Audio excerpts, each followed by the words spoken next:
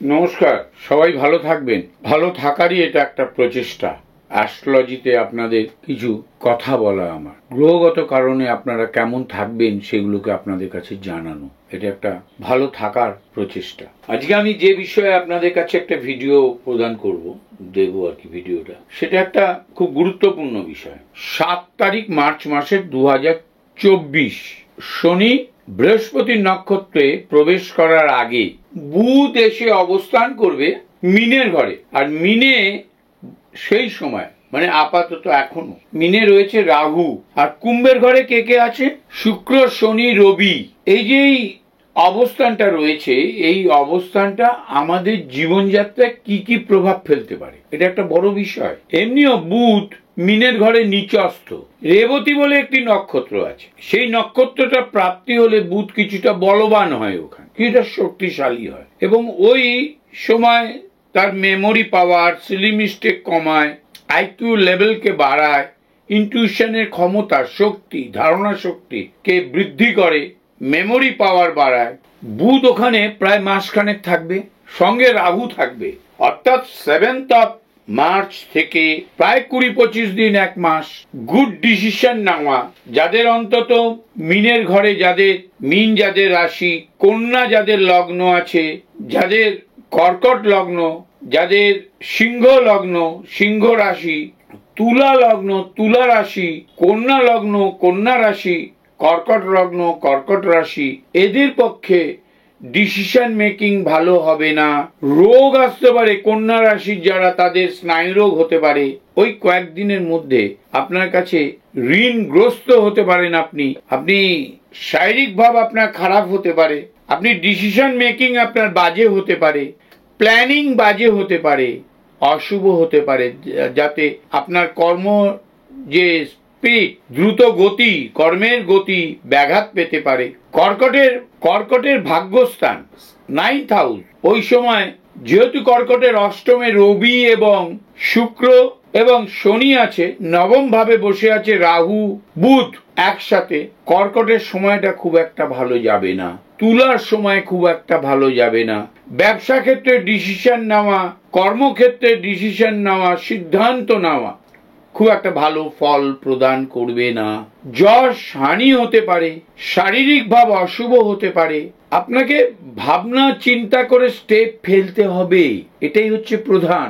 হঠকারী সিদ্ধান্ত নেবেন না, দ্রুত ফল প্রাপ্তির আশা করবেন না, কাউকে কথা দেবেন না কোনো ব্যক্তিকে যে আমার দ্বারা এটা হবে, আমি আপনাকে করে দেবো, নাও হতে পারে। অর্থ নেবেন না কারোর কাছ থেকে কোনো কর্ম করে দেওয়ার জন্য। অর্থ খুব ভাবনা চিন্তা করে নেবেন, কারণ আপনার মধ্যে চাতুরতা বৃদ্ধি পেতে পারে।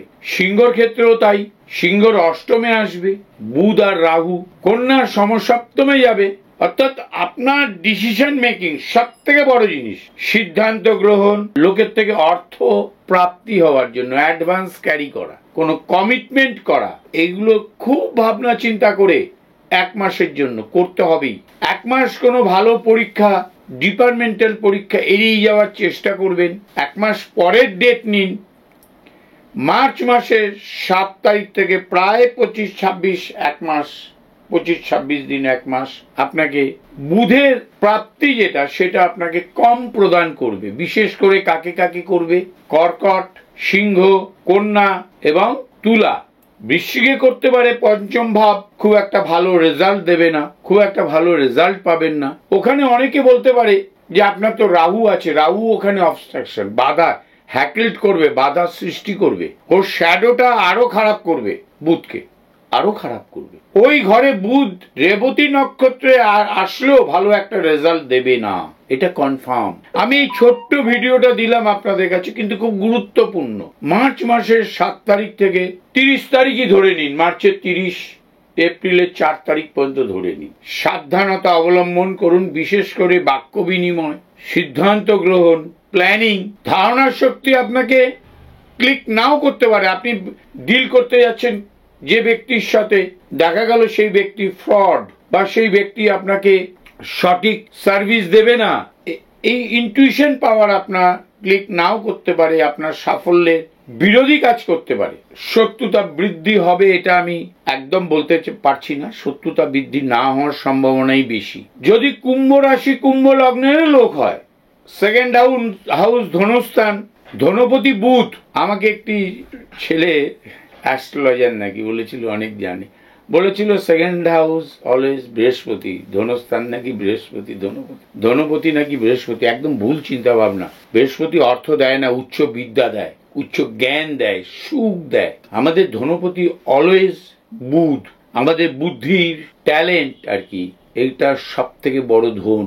তো ধনপতি কিন্তু বুধ, এটাকে জানতে হবে। এটাকে খুব ভাবনা চিন্তা করে ডাক্তারের কাছে যান, সেরকম ভাবনা চিন্তা করে অ্যাস্ট্রোলজারের কাছে যাবেন। এই ঘরে 3টে নক্ষত্র আছে, শনি, বৃহস্পতি আর বুধের নক্ষত্র আছে এই মিনের ঘরে। বুধের নক্ষত্র এলে কিছুটা রিলিফ দিতেও পারে, নাও দিতে পারে, না দেওয়ারই সম্ভাবনা বেশি। এমনিতেই ওই ঘরটায় বুধ নিচস্ত। সবাই ভালো থাকুন, আনন্দে থাকুন।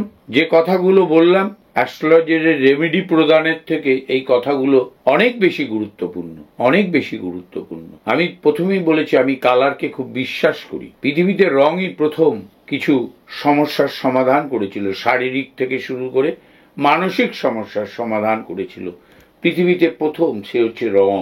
আমাদের সাবজেক্ট রঙের উপর বেস করে তৈরি। কোনো নক্ষত্র বা কোনো গ্রহের গায়ে লেখা নেই আপনি পাস করবেন না ফেল করবেন, আপনি বিয়ে হবে না ডিভোর্স হবে, কোথাও কিছু লেখা নেই। আমরা রঙের উপর বেস করে ডিগ্রিগত প্রভাবে গ্রহরা প্রত্যেকে একটা করে ডিগ্রি পায় দ্রাঘিমাংশের। এই গ্রহের ডিগ্রির ওপর বেস করে আমরা রঙের তারতম্য তৈরি, ডিপ কালার না লাইট কালার, রঙের হেরফের।